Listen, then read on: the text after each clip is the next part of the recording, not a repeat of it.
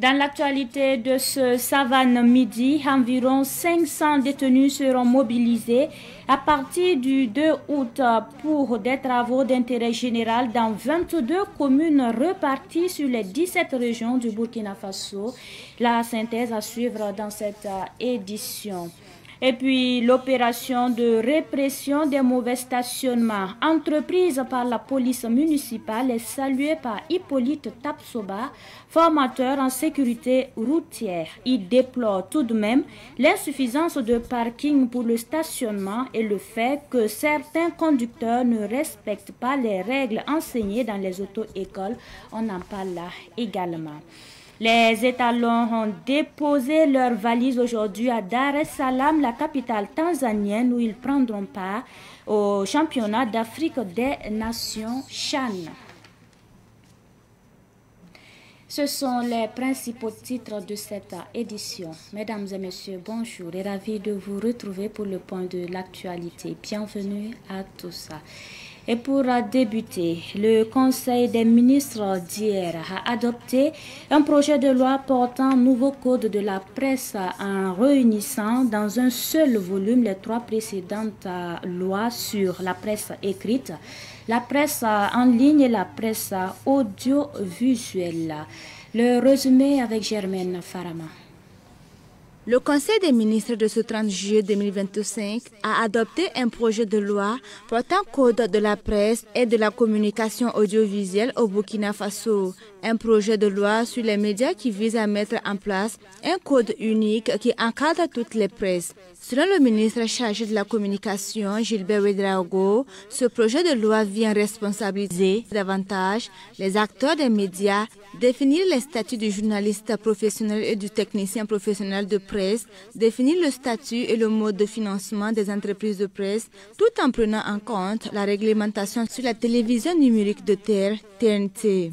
Toujours pour le compte du ministère en charge de la communication, le Conseil des ministres a donné son accord pour l'approbation des statuts particuliers de la radiodiffusion-télévision du Burkina LTB pour la doter d'un nouvel organigramme. Le Conseil des ministres a aussi réfléchi sur la question d'avancement de classement des fonctionnaires conformément au statut général de la fonction publique d'État. Avec ce projet de loi, tout fonctionnaire en première classe qui effectue 10 années de service et obtient une moyenne de 8 sur 10 passe en deuxième classe. Celui de la deuxième classe qui effectue 8 années de service et obtient au moins une moyenne de 8 sur 10 passe en troisième classe. Selon le ministre de la fonction publique, Mathias Traoré, cette décision du Conseil des ministres vise à reconnaître les sacrifices consentis par l'ensemble des fonctionnaires dans le cadre de la lutte contre le terrorisme. À cet effet, près de 9,7 milliards de francs CFA ont été prévus pour permettre le passage de 367 de la deuxième classe à la troisième classe et environ 36 303 agents de la première classe à la deuxième classe. Pour le compte des affaires étrangères, le Conseil a décidé de l'ouverture d'un consulat honoraire du Burkina Faso à Bata, en République de Guinée équatoriale, qui sera piloté par Guy Yamiogo en qualité de consul honoraire. Le Conseil des ministres a aussi fait le point de la collecte du Fonds de soutien patriotique pour la période du 1er janvier au 30 juin 2025. Le montant des encaissements, toutes sources confondues, s'élève à 101 772 734 165 francs CFA. Les gouvernements burkinabés et russes opérationnalisent les décisions prises par les deux chefs d'État en mai dernier à Moscou. Au cours de la visite du ministre russe de l'énergie à Ouagadougou, il a remis au chef de l'État le certificat d'installation du laboratoire mobile de microbiologie russe au Burkina. Écoutons les précisions de Sergei Sivilev à sa sortie d'audience. Совсем недавно наши президенты встречались в России и договорились. J'ai commencé notre réunion de la remise d'un certificat pour un laboratoire mobile émis par le gouvernement de la Fédération de Russie. C'est un laboratoire mobile qui nous permet d'effectuer 800 de recherches par jour dans le cadre de l'étude de vents infection. C'est un laboratoire mobile de pointe produit en Russie. Nous allons livrer ce laboratoire jusqu'au 1er décembre de cette année. Les spécialistes russes vont former les spécialistes locaux pour travailler avec ce laboratoire. L'un des avantages de ce laboratoire est qu'il peut être assemblé très facilement dans tous les sites. C'est une aide réelle que nous accordons à la population pour préserver leur santé. Notre président a adressé la tâche de développer une relation à tous ces azimuts avec les pays de l'Afrique. Et la tâche principale, c'est de prendre soin de la population du Burkina Faso. L'un des axes prioritaires, c'est le volet énergétique. Le président a approuvé notre plan d'action en conformité avec le gouvernement du Burkina Faso.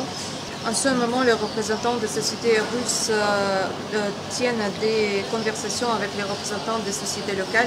Les journées vont tenir une réunion qui va unir les représentants de toutes ces sociétés. Les membres du gouvernement, les ministres du Burkina Faso, les représentants des sociétés vont discuter avec nous la réalisation des tâches passées par notre président. À l'issue de nos travaux, nous allons rapporter au Premier ministre du Burkina Faso sur les résultats de nos travaux. Le président a soutenu l'initiative de créer une commission intergouvernementale entre la Russie et le Burkina Faso. Et il a dit qu'il va désigner un coprésident burkinabé pour qu'il dirige les travaux de cette commission. Cette commission nous permettra d'organiser les travaux entre nos deux États. Le président a déjà a fait une proposition que nous allons réaliser, à savoir la création d'un conseil d'affaires. Le conseil d'affaires entre les États de la Confédération de l'Alliance du Sahel et de la Russie. Nous allons discuter cette initiative avec les membres du gouvernement et la première session de ce format se tiendra sans aucun doute sur le territoire du Burkina Faso. Вместе с членами правительства. И первое заседание этого бизнеса. Je vous l'annonçais en titre, bientôt 500 détenus seront mobilisés pour exécuter des travaux à haute intensité de main-d'œuvre. C'est dans le cadre de la mise en œuvre des travaux d'intérêt général. Une annonce faite conjointement par les ministères de la Justice et des Infrastructures. Les détails avec Cynthia Zungrana.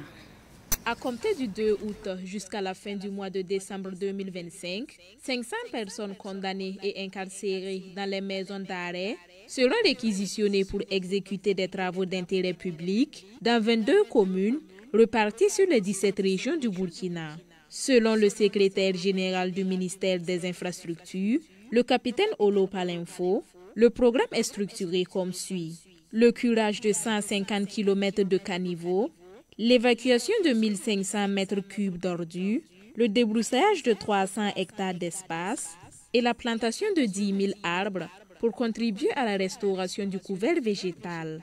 Cette initiative permettra la transmission de valeurs telles que le travail et la dignité, le désengorgement des prisons, la réduction des charges de l'État quant à leur entretien et la formation des détenus, selon l'inspecteur divisionnaire Sabila Sawadgo, l'un des conférenciers. Il a par ailleurs précisé qu'un mois de travaux d'intérêt général est équivalent à 3 mois de peine d'emprisonnement, ce qui signifie que les prisonniers verront leur peine réduite. Sabila Sawadgo rassure par la même occasion l'opinion publique que toutes les dispositions sont prises pour minimiser les risques d'évasion des prisonniers. Notre registre à présent. À partir du 1er août prochain, les véhicules de transport, les véhicules de marchandises hors normes ou en surcharge ne pourront plus circuler sur les routes du Burkina Faso. Tout véhicule poids lourd de transport de marchandises dont le gabarit n'est pas conforme à la réglementation UEMOA du 16 décembre 2005 sera interdit de circuler sur le territoire national. Une mesure saluée par le Haut Conseil des transporteurs du Burkina Faso. Reportage signé Daouda Yamiogo et Adama Ouedraogo. Au garage Burkina Vision, on s'attelle à ramener ce véhicule hors gabarit dans les normes. Un véhicule long de 17 mètres et large de 2,80 mètres ne respecte pas la réglementation numéro 14 de la zone UOMOA. Il devrait être long de 13,5 mètres et large de 2,50 mètres. Les acteurs du secteur du transport routier du Burkina Faso et ceux en transit doivent se conformer à cette mesure qui sera de stricte application à compter du 1er août. Une mesure saluée par le Haut Conseil des transporteurs du Burkina Faso. Au sein du Haut Conseil, nous disons que la mesure est la bienvenue. Parce que le règlement 14, la mise en place même, a débuté depuis 2005. Et c'est en 2014 qu'ils ont pu faire l'arrêté, avoir un arrêté pour le règlement 14. C'est à quoi on appelle ça règlement 14. Et jusqu'à 2018-2020, on avait essayé de, en tout cas, appliquer le règlement 14 dans l'espace IEMOA. Mais le Burkina Faso avait, en 2023, si j'ai bonne mémoire, a voulu mettre en application le règlement 14. Et les syndicats demandaient au gouvernement de les laisser au moins 6 mois de temps moratoire pour sensibiliser. Donc les 6 mois ont épuisé, ça vaut plus qu'1 an et quelques.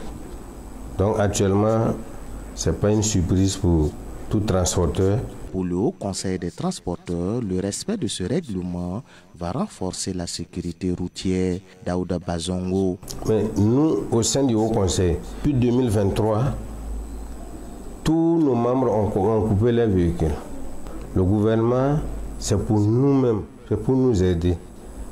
S'ils mettent l'application et le règlement 14 en place, d'abord, tout le monde aura le fret. Et en plus, les durées de vie des véhicules seront prolongées. Et nos infrastructures qui se dégradent à chaque mois quand on fait un nouveau goudron, 5 ans, 2 ans, on a commencé à avoir des nids de poules. Tout ça, on va éviter ça. Et on aura des goudrons à long terme. Et nous aurons des routes vraiment bien praticables. Le Haut Conseil des transporteurs appelle les acteurs du transport à s'impliquer pleinement pour le respect des textes, car dans la zone AES, c'est le Burkina Faso qui traîne les pas. Le Mali a adopté pour eux depuis en avril, le 1er avril. Je pense que chez nous aussi, c'est la bienvenue. Parce que le Niger n'a pas de hors-gabarit. Tout véhicule, le Niger n'a pas... Et ils n'ont pas de véhicules transformés, il n'y a pas de transformation au Niger. Et ils suivent toujours les règlements. Daouda Bazongo a également interpellé les commerçants sur les devoirs patriotiques. Ils ne devraient pas profiter de cette situation pour augmenter les prix des produits. Le volume de marchandises qui rentre au Burkina peut toujours rentrer. Ça ne veut pas dire qu'on va diminuer le volume qui rentre. Mais surcharger comme avant et puis rentrer là, c'est ça que ça va diminuer. Maintenant, je demande aux commerçants de comprendre que pour un développement, il faut toujours un coût. Et nous sommes tous ici. Pour faire les omelettes, il faut toujours casser les œufs. Donc, qu'on sache que si on veut un développement tant souhaité, ensemble, nous devrons nous débarrasser des vieilles habitudes. Créé en 2020, le Haut Conseil des transporteurs du Burkina Faso regroupe plusieurs associations syndicales du monde des transports. Il a pour mission de sensibiliser les acteurs du secteur et de défendre les intérêts moraux et matériels des transporteurs. Et de l'autre côté, l'opération de la police municipale contre le stationnement sur la chaussée à Ouagadougou suscite des réflexions et des questionnements. À qui la faute et comment y remédier? Les réponses dans ce reportage signé Sidiki Kabré et Fatoumata Kompaouri. Faire respecter la réglementation en matière de stationnement est la mission que s'est fixée la police municipale de Ouagadougou en descendant sur le terrain ces derniers jours. Une initiative saluée par Hippolyte Absoba, formateur en sécurité routière. En centre-ville, par exemple, ça va un peu parce que c'est vraiment bien dégagé et ça permet à chacun de bien se garer souvent. Et maintenant, là où on peut s'arrêter parallèlement à la chaussée, on s'arrête parallèlement à la chaussée. Là où il faut s'arrêter perpendiculairement, on s'arrête perpendiculairement. Mais maintenant, il y a des endroits où si le véhicule est long, s'il s'arrête perpendiculairement à la chaussée, donc souvent il faut tenir compte de la longueur de ton véhicule, de l'espace disponible pour garer ton véhicule. Et s'il n'y a pas de place, il faut aller le chercher là où il est. Toutefois, si l'action policière est essentielle pour assurer la fluidité du trafic, il est indéniable que Ouagadougou souffre d'un déficit de parking aux abords des voies. Ce n'est pas suffisant parce qu'ils n'ont pas prévu assez d'espace pour le parquage des véhicules. Bon, je ne sais pas si en son temps, ils ne savaient pas qu'un jour, beaucoup de véhicules, on allait avoir tant de véhicules qu'aujourd'hui. Bon, donc les routes ne sont pas faites avec des contre-allées. Cette carence structurelle est aggravée par le comportement de certains conducteurs qui, faisant fi de la loi, persistent à enfreindre les règles même en présence d'espaces de stationnement encouragés dans les enseignements des auto-écoles. Il ne faut pas exagérer aussi, parce que quand il dit qu'il ne faut pas exagérer, souvent il y a assez de place pour descendre la chaussée, mais les gars ne veulent pas descendre la route. Ils veulent rester sur la route et faire tout ce qu'ils veulent. Notamment les achats avec les vendeuses qui sont aux abords de la même pour payer du maïs. Et ils ne veulent pas se garer pour venir payer son maïs. De ce fait, il est de la responsabilité de l'État d'aménager davantage de parkings pour les automobilistes. Parallèlement, il incombe également aux conducteurs de faire preuve de civisme. Moi, je trouve que d'une part, je dirais que c'est bon, mais d'autre part, je dirais que ce n'est pas facile aussi parce que rien n'est fait pour permettre aux véhicules de se garer correctement. Moi, j'aurais souhaité qu'on continue de déguerpir tous ceux qui sont sur le long de la route, notamment là où il devait y avoir des contre-allées, qu'il y ait toujours que ces contre-allées-là soient claires. Pour rappel, la police municipale de Ouagadougou a mené une vaste opération de contrôle sur les artères des arrondissements 2, 5, 6 et 10 dans le cadre de la lutte contre les stationnements anarchiques. Le stationnement anarchique est passible de sanctions. Les amendes peuvent s'élever à 25 000 francs CFA ou plus en fonction de la gravité de l'infraction, comme le précise le groupement opérationnel mobile de la direction de la sécurité routière.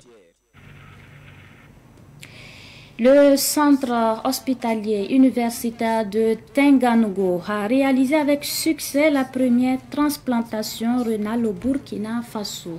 L'information a été donnée par le ministre de la Santé, Dr Robert Lucien Kargougou, hier lors d'une conférence de presse. C'est une étape importante dans la prise en charge des patients souffrant de maladies rénales. Notons que les spécialistes de Tenganugo, appuyés par des Turcs, ont réalisé avec succès cette première transplantation. Et dans l'actualité internationale, la Côte d'Ivoire a réagi au communiqué du gouvernement burkinabé qui exigeait plus de transparence dans le dossier Alino Faso. Selon le porte-parole du gouvernement ivoirien, Amadou Koulibaly, demander plus de transparence, ce serait remettre en doute la transparence des institutions ivoiriennes. Ce serait remettre en cause la transparence de nos institutions, a dit Amadou Koulibaly à l'issue du Conseil des ministres d'hier.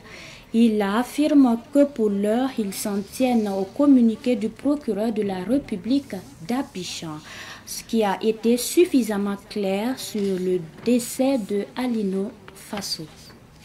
Et nous terminons en sport. Les étalons sont arrivés en Tanzanie aujourd'hui pour participer au championnat d'Afrique des Nations CHAN. À leur arrivée, les hommes de Issa Balboni ont été accueillis par le point focal de la Confédération africaine de football et quelques membres du comité local d'organisation. Selon l'annonce de la FBF, le programme de travail débutera dans quelques heures afin de bien préparer la première rencontre des étalons. Il faut rappeler que les étalons joueront le match d'ouverture du CHAN contre la Tanzanie le 2 août prochain. Et ainsi se referme ce Savane Midi que j'ai pris du plaisir à vous présenter.